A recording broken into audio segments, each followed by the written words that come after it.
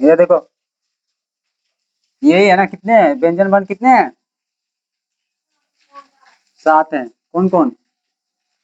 कवर्ग, चवर्ग, टवर्ग, तवर्ग, पवर्ग, अंतस्थ वर्ण, ऊष्म वर्ण। अंतस्थ वर्ण में ये और लोग कितने हैं? 4। और ऊष्म वर्ण क्या है? तारंश, मूर्धन्य, दंश और 4 हो गए। उसके बाद संयुक्त व्यंजन वर्ण, जिस तरह से संयुक्त स्वर वर्ण पढ़े थे, नहीं पढ़े थे, उसी तरह से संयुक्त व्यंजन वर्ण भी होता है। क्या होता है? संयुक्त, संयुक्त क्या? संयुक्त व्यंजन वर्ण।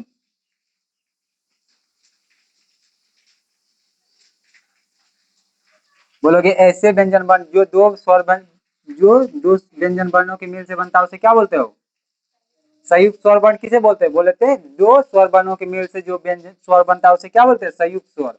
अब क्या बोलोगे? दो व्यंजन वर्ण के मेल से जो व्यंजन बनता है उसे क्या बोलते हो? संयुक्त व्यंजन।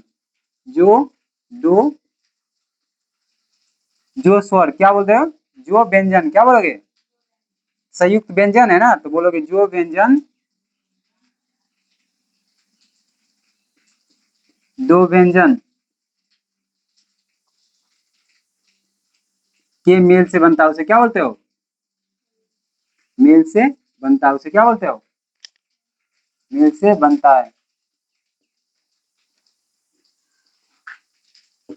क्या बोलते हैं उसे? संयुक्त व्यंजन वर्ण। जैसे में क्या होता है? अक्ष है, क्या है? अक्ष, अक्ष किससे बनता है? क में हलन प्लस स में हलन प्लस अ, कक्ष हुआ ना? कैसे बनता है?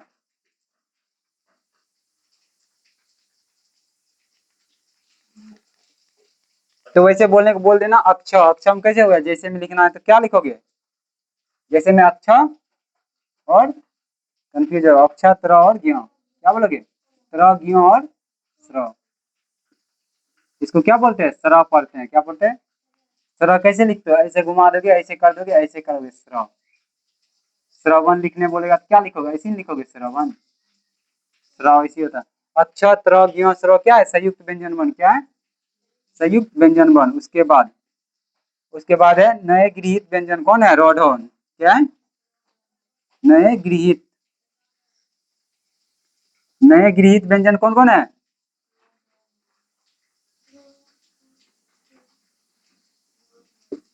नए गृहित व्यंजन कौन है? रो है और ढो है, दो ही है। स्रो तो यही आ गया ना, संयुक्त व्यंजन वर्ण में आ गया ना स्रो। रो और ढो, रो और ढो को क्या बोलते हैं? नए गृहित व्यंजन। अयोगवा वर्ण कौन है? कौन है अयोगवा वर्ण? कौन कौन है अयोगवा वर्ण? अनुस्वार और विसर्ग। किताब उताब का कोई टेंशन मत लेना, जो रहता है जब जो चीज दिया आंख बंद कर लेना। आंख जब तक बंद नहीं करोगे, टीचर वैसे कोई नहीं बन जाता है। टीचर बनने के लिए मेहनत लगता है बहुत। ये जो कहोगे तो अगर हम बता रहे हैं मतलब इसका वैल्यू है तभी बता रहे हैं, अगर वैल्यू नहीं होता तो हम वैसे ही फेंक देते, हम नहीं बताते ये सब। हम वही काम करते हैं जिस काम का तुम्हारे जीवन में फायदा हो। अगर फायदा नहीं होगा तो वैसे काम नहीं करना हमको। ग्रामर तुमको क्यों खरीदा है? क्योंकि ग्रामर पढ़ोगे तभी इंग्लिश तुम बोल सकते हो कभी, तभी इंग्लिश तुम्हारा मजबूत होगा। अगर ग्रामर के तुम अंठा दियो नहीं पढ़ेंगे तो इंटरव्यू में वही हाल होगा, और कंपटीशन जब जॉब वाला करोगे ना उसमें भी वही हाल होगा तुम्हारा। मतलब जिंदगी में तुम कभी इंग्लिश सीख ही नहीं पाओगे। ट्रांसलेशन जब तक नहीं बनाओगे, कितना भी मेहनत कर लो तुम इंग्लिश नहीं बोल सकते हो, कोई बोलवा ही नहीं देगा।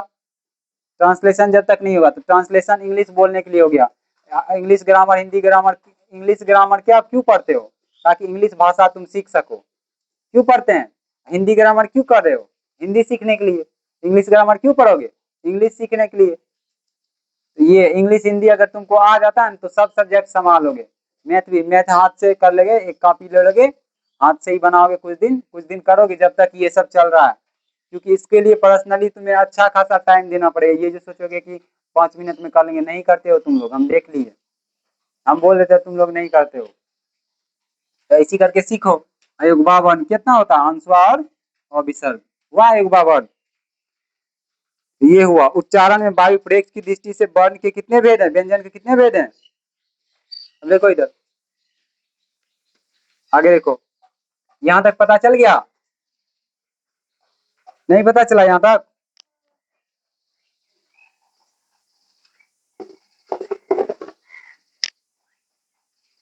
इसका कैप खोजोगे कहां गया।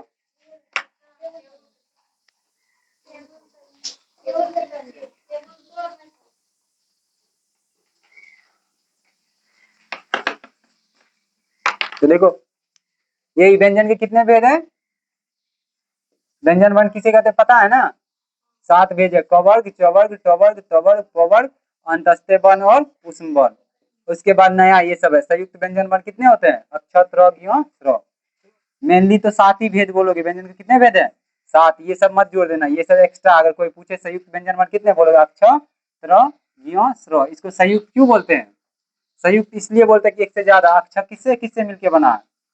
देखो क कम हलन प्लस स्व में हलन प्लस अ, तो संयुक्त इसीलिए बोलते हैं कि एक से ज्यादा वर्णों से मिलकर बना है ना, इसलिए संयुक्त बोलते हैं। त्र किससे बना, देखो त्र पढ़ो, अक्ष पढ़ते हैं, अक्ष कक्ष पढ़ते हैं, उसको क्या बोलते हैं, कक्ष पढ़ते हैं इसको कक्ष, लेकिन तुम अक्ष पढ़ते हो, क स कक्ष। तो त्र को क्या बोलते हैं, त र और त्र। जियो को कैसे बोलोगे, जियो पढ़ते हैं, जियो नहीं पढ़ते हैं, इधर देखो जो जैसा लग रहा है ये, जियो जो जैसा नहीं होता, जियो पढ़ते हैं, जियो जो हलन प्लस युम हलन प्लस ओ, जियो जियो जियो बोलते हो तुम लोग। स्र स्र कैसे होता है, तालम स नहीं होता, रो महलन प्लस ओ स्र। हुआ देख रहे आया। तो संयुक्त व्यंजन वर्ण क्यों बोलते हैं, क्योंकि एक से ज्यादा से मिलके बना है, इसलिए संयुक्त बनते हैं। अक्षत्र ज्ञ स्र, स्र पनन स्र स्र, देख रहे स्र स्र स्र। जियो जियो नहीं पढ़ते, जियो पढ़ते, जियो जियो। तरह को कैसे पढ़ते हो, तर देखो पढ़ो तर तर। अक्ष को कक्ष पढ़ते, क स कक्ष कक्ष कक्ष, तो अच्छा बोलते हैं उसको तुम लोग। तो नए गृहित व्यंजन कितना है, र और ढ, दोनों बिंदा लगा हुआ है, देख रहे हो, र और ढ दोनों बिंदा लगा हुआ, तो उसको नए गृहित व्यंजन बोलते हैं। अयुग्मावन कितना है, अंशवा और विसर्ग। ये हो गया, उसके बाद लास्ट खत्म है।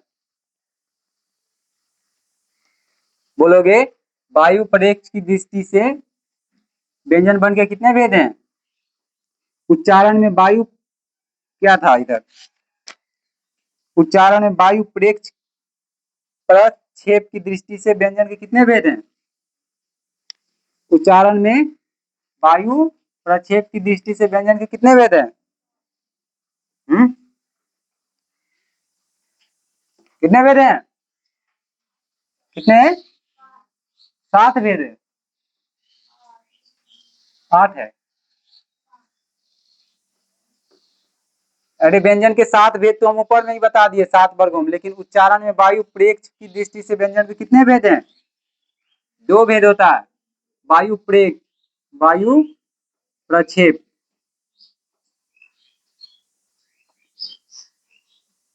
बोलेगा उच्चारण में वायु प्रक्षेप की दृष्टि से, वायु प्रक्षेप याद करोगे, उच्चारण में वायु प्रक्षेप की दृष्टि से व्यंजन के कितने भेद हैं, व्यंजन के 2 भेद होते हैं, कौन होते हैं, 2, दोनों में कौन कौन 2 होता है, अल्पप्राण, अल्प प्राण, दूसरा कौन सा है, महाप्राण। अल्पप्राण किसको बोलते हैं, बोलोगे जिसमें हकार की ध्वनि उत्पन्न नहीं होती है, हकार होता है, हकार नहीं,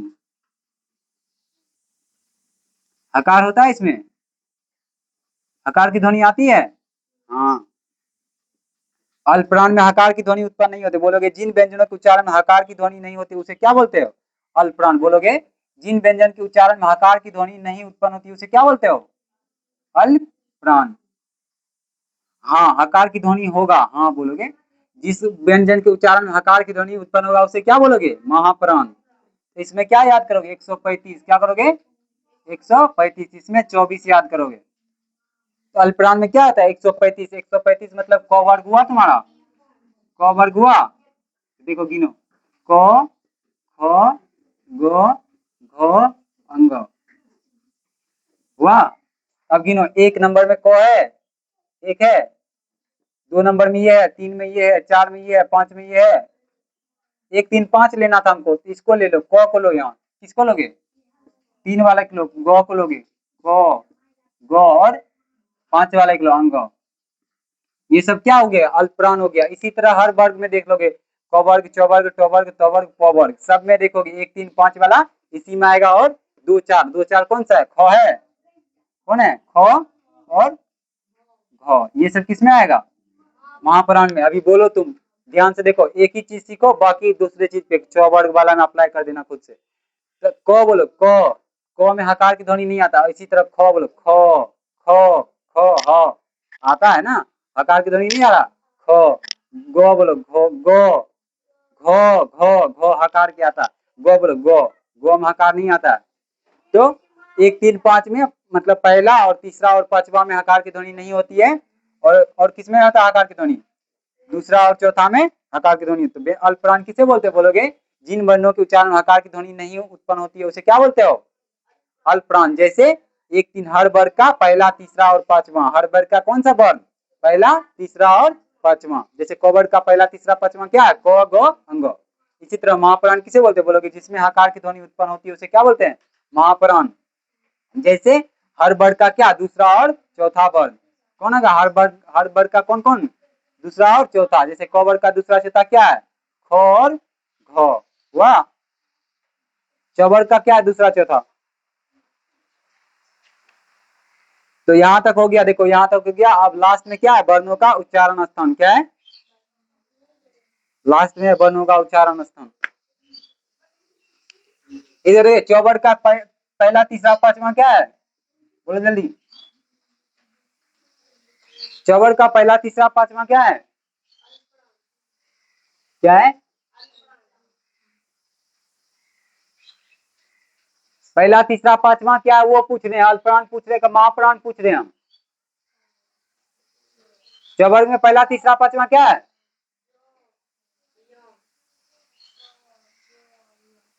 च जो यो है, छ और जो क्या है, करो, लिख के नहीं देख लोगे, दिमाग ला रहे। च छ जो झ यो, पहला तीसरा पांचवा, दूसरा चौथा। छ और झ क्या है, महाप्राण है इसमें। और पहला तीसरा पांचवा क्या है, अल्पप्राण है। हो गया वही है।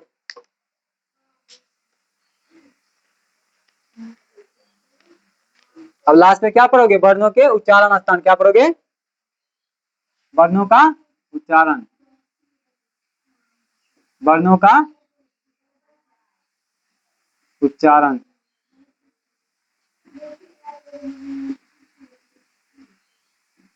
वर्णों का उच्चारण पढ़ोगे तो वर्ण के कितने उच्चारण स्थान होते हैं,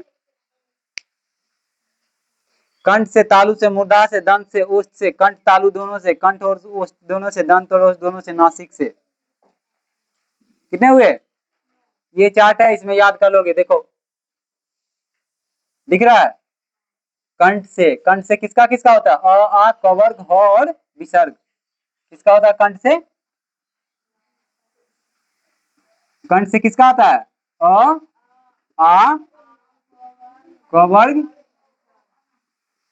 ह और क्या होता है, और विसर्ग। विसर्ग किसे बोलते हैं पता है ना, इसी को विसर्ग बोलते हो। कंठ से तालुस किसका होता है,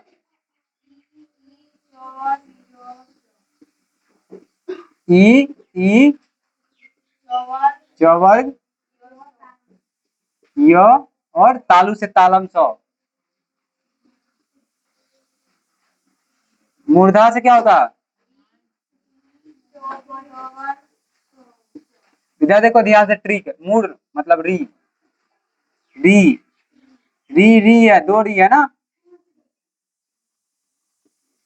है री री, नहीं है, री री और क्या, छोटी, अच्छा दो री होता है ना, दोनों दे सकते थे, यहाँ एक ही दो, तो एक ही है तो एक ही दो।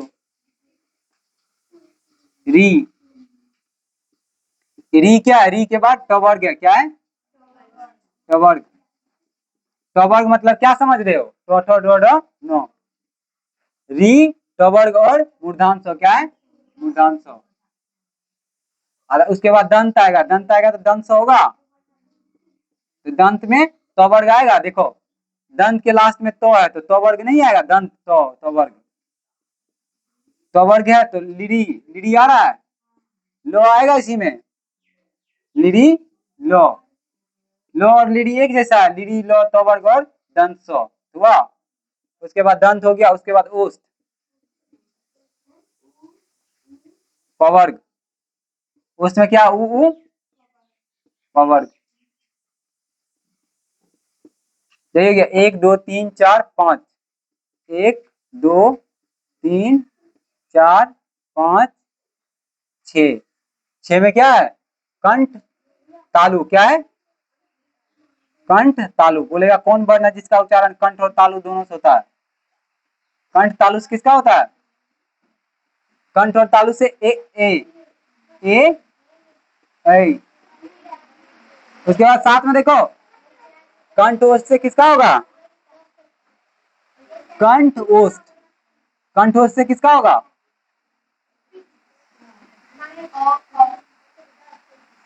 ओ औ। उसके बाद आठ में क्या है दंत ओष्ठ, दंत ओष्ठ से किसका होगा दंत ओष्ठ, दंत ओष्ठ से किसका होगा, सिर्फ एक ही है वो का उच्चारण कहां से होता है दंत ओष्ठ। नौ में क्या है नासिक, क्या है क्या बोलोगे नासिका, नासिका से किसका उच्चारण होता है सबका लास्ट, नासिका से, नासिका से किसका उच्चारण होता है सबका लास्ट ले लो, को का लास्ट क्या अंगो है, चौका यो, नो नो नो, यही है। इसको देखो कवर का है लास्ट वाला, चौवर का लास्ट वाला, टॉवर का लास्ट वाला, देखो ई टॉवर की नो है, कौन नो है टॉवर्ग वाला, ई टॉवर्ग वाला है, ई पो वाला है लास्ट का। यही तक था उच्चारण स्थान, इसको देखो ध्यान से, उसके बाद मिटाओ, उसके बाद हो गया वर्ण तक यही था।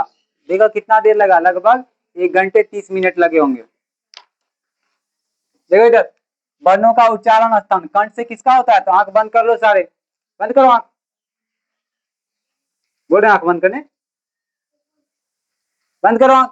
कंठ से किसका उच्चारण था अ आ कवर्ग ह और विसर्ग।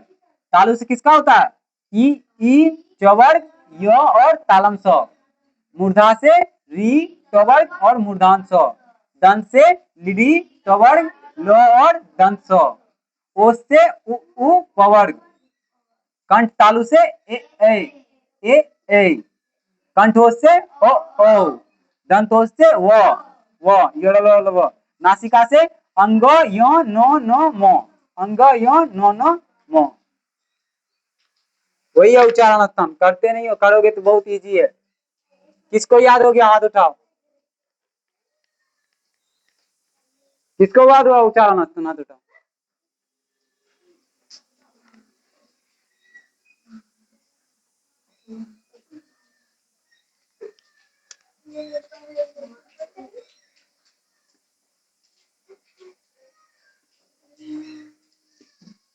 वर्ण का उच्चारण स्थान किसको याद हुआ,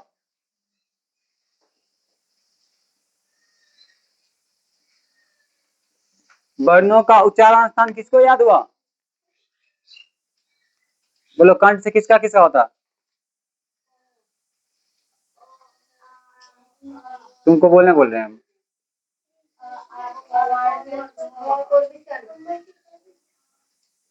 चालू से किसका होता है,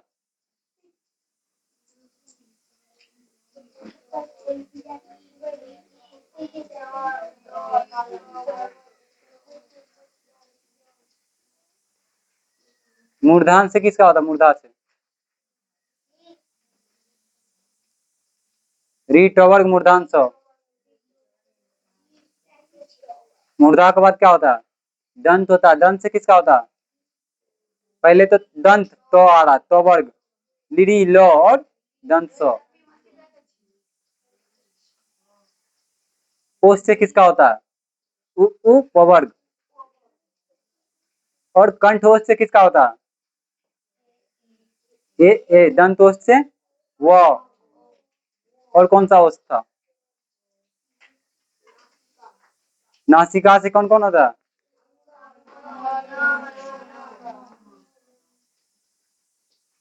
कंठोष से किसका होता है? कंठ तालव्य से ए होता है, कंठोष से ओ। दंतोष से वो, अनुनासिक से अंग यो नो नो मो। यहाँ तक अच्छे से कर लोगे, ध्यान से करना। लास्ट में ही दिक्कत होगा, शुरू वाला तो याद हो गया, कंठ तालु वाला दिक्कत देगा, कंठ ओष्ठ वाला, दंत ओष्ठ वाला, अनुनासिक वाला हो ही जाएगा, लेकिन तीन है बीच में, कंठ तालु। दंत ओष्ठ तो देख लिए वो है, एक ही है वो दंत ओष्ठ। कंठोष्ठ में ओ और कंठ तालु में ए दो ही है। देखो कंठ तालु में क्या है? ए दंत, और कंठ ओष्ठ में, कंठ ओष्ठ में ओ, कंठ तालु में ए। ये किसका बुक है? लिपि यादव। घर जाओ तुम।